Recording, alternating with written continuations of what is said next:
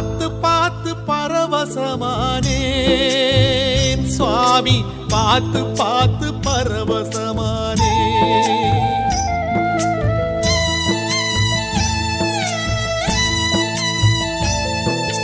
பார்த்து பார்த்து பரவசமானேன் சுவாமி, பார்த்து பார்த்து பரவசமானே. காத்துப்பட்ட கற்பூரம் போலே ஓ பாதம் பார்த்து கரைஞ்சே போனே.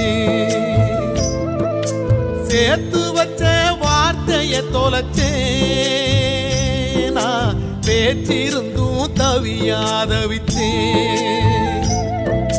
நேத்து வச்ச விரதம் இந்த உடம்பு கரைஞ்சு போச்சு.